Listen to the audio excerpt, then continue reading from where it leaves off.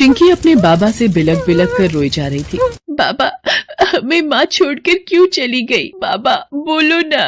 चिंकी, तेरी माँ की बीमारी और हमारी गरीबी ने उसकी जान ले ली। मेरी बच्ची चुप हो जा। मदन भाई, मेरी छोटी सी बच्ची चिंकी माँ को याद कर कर के रोए जा रही है। कैसे संभलेगी मेरी गुड़िया? दिनों थोड़ा वक्त लगेगा चिंकी को संभलने में। बाकी फैक्ट्री से मैनेजर का फोन आया था, मैंने बता दिया है तो 1-2 दिन में फैक्ट्री जाएगा। चिंकी थोड़ा सा संभल जाए तो मैं चला जाऊंगा। चिंकी माँ के मर जाने के बाद बहुत सदमे में आ गई थी, पर अभी शायद उस छोटी सी 8 साल की बच्ची पर दुखों का एक और पहाड़ टूटना बाकी था। चिंकी बिटिया, जल्दी मेरे साथ चल, हमें हॉस्पिटल जाना है। मदन चाचा, हॉस्पिटल क्यों? क्या हुआ? चिंकी, तेरे बाबा का एक्सीडेंट हो गया है। वो केमिकल फैक्ट्री में काम करते हुए अचानक केमिकल लीक हो गया। तेरे बाबा उसी की चपेट में आ गए हैं। डॉक्टर उन्हें देख रहे हैं। डॉक्टर, मेरे बाबा कैसे हैं?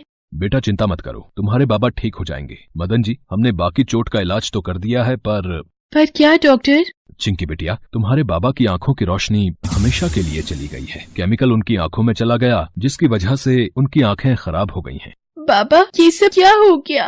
पहले माँ मुझे छोड़कर चली गई, अब आपके साथ ये हादसा हो गया। चिंकी फूट फूट कर रोने लगती है। कुछ समय बाद दीनू हॉस्पिटल से घर आ जाता है, पर वो अब बहुत ही उदास रहने लगा था और रोता रहता था। बाबा, ये लो, मैं आपके लिए अपने हाथों से चाय बनाकर लाई हूँ, और ये बिस्कुट भी खा लो, फिर आपको दवाई भी तो खानी है। अरे, आप फिर रोने लगे? डॉक्टर ने आपको कहा है ना, अभी आपकी आंखों के जख्म कच्चे हैं।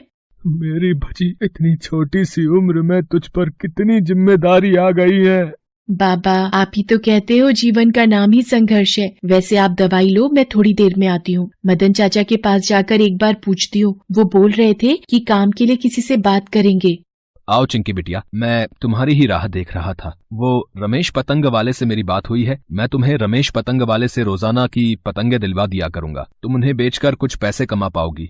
मदन चाचा, आपने मेरे लिए इतना सोचा, यही मेरे लिए काफी है। आप मुझे पतंगे दिलवा दो चाचा, मेरी बहुत मदद हो जाएगी। मदन चिंकी को रमेश पतंग वाले से पतंगे दिलवा देता है। चिंकी अब रोजाना पतंगे बेचने लगी है। सुबह से शाम चिंकी कभी पार्क में, कभी सड़क पर इधर उधर पतंगे बेचती थी। बाबूजी, पतंग ले लो, देखो मेरे पास बहुत सुंदर पतंगे हैं, लाल, नीली, हरी, पीली। ले लो ना बाबूजी। अरे नहीं लेनी हमें पतंग, चल आगे जाके बैठ। पापा, दिला दो ना पतंग, मुझे भी पतंग उड़ानी है। इधर आ लड़की, कितने की पतंग है ये लाल वाली? बाबूजी, 5 रुपए की। 2 रुपए से ज्यादा नहीं दूंगा। वो भी बेटा जिद कर रहा है, इसलिए ले रहा हूँ। क्या करूँ, आज तो सिर्फ 15 रुपए की कमाई हुई है, कुछ समझ नहीं आ रहा। चिंकी बिटिया, आ गई तू, बड़ी देर लगा दी आने में। बाबा, ये आपके लिए रोटी खरीद कर लाई थी, रुको मैं अपने हाथ से खिलाती हूँ। मेरी फूल सी बच्ची सारा दिन मेहनत करती है और मैं अपाहिज तेरी कोई मदद नहीं कर पा रहा। अरे बाबा, चिंता क्यों करते हो? अभी कुछ दिनों में मकर संक्रांति का त्योहार आने वाला है, फिर देखना मेरी बहुत सारी पतंगे बिक जाएंगी। फिर मैं उन पैसों से आपके लिए नया स्वेटर भी खरीद कर लाऊंगी। मैं तो तुझे किया वादा भी नहीं निभा पाया। मुझे याद है तूने मेरे लिए नई गुड़िया मांगी थी, पर अचानक तेरी माँ चली गई, फिर मेरे साथ ये हादसा हो गया।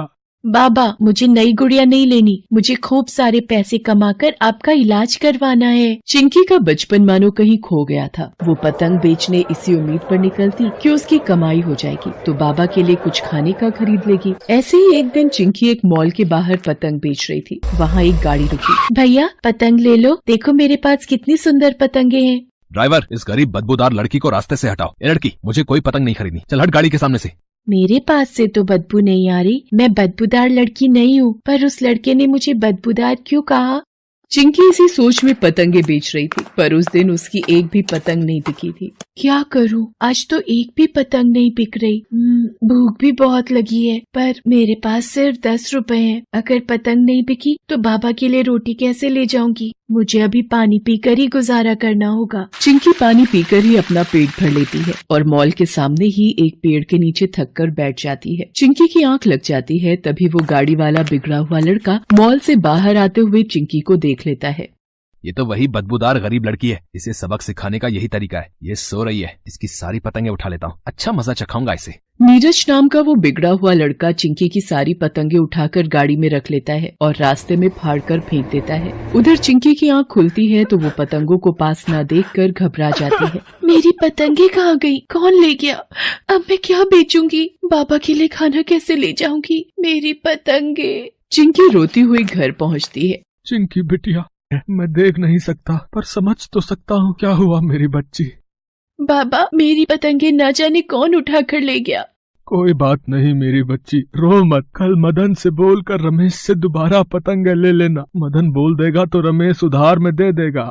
आखिर मेरी पतंगे कौन ले गया होगा? मुझे लग रहा था मकर संक्रांति के त्योहार पर बिक्री हो जाएगी तो बाबा के लिए नया स्वेटर ले आऊंगी। चिंकी रोने लगती है। उधर नीरज लड़के के साथ जो ड्राइवर था वो भी नीरज के व्यवहार से दुखी होता है और सारी बात वो नीरज के पिता मिस्टर योगेश को बताता है।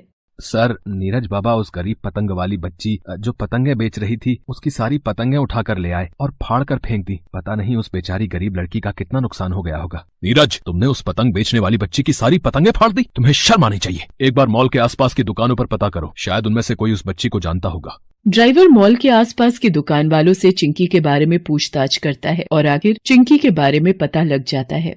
सर, उस बच्ची के घर का पता मिल गया है। वो मॉल के बराबर में ही एक गरीब बस्ती में रहती है। नीरज, मेरे साथ उस बच्चे के घर पर चलो और उससे माफी मांगो। योगेश नीरज को लेकर चिंकी के घर पहुंचता है, पर वहां पहुंचकर योगेश चिंकी के पिता दीनू को देखकर हैरान रह जाता है। दीनू, तुम? चिंकी तुम्हारी बेटी है? तुम्हारे साथ इतना कुछ हो गया और मुझे पता भी नहीं चला। ये तो मालिक की आवाज है। मालिक, उस दिन फैक्ट्री हादसे में मेरी आंखों की रोशनी चली गई। उसके बाद मैंने कई बार आपसे बात करने की कोशिश की पर मेरी आपसे बात नहीं हो पाई। दीनू, तुम्हारे साथ इतना बुरा हुआ ये मैं नहीं जानता था। नीरज, तुम भी चिंकी से माफी मांगो। देखो, ये छोटी सी बच्ची अपने परिवार को चलाने के लिए रोजाना पतंग खरीद कर बेचती है और तुमने इसका कितना नुकसान कर दिया। चिंकी, मुझे माफ कर दो, मेरे से गलती हो गई। पापा, मैं वादा करता हूँ अब मैं कभी भी किसी की मजबूरी का मजाक नहीं उड़ाऊंगा।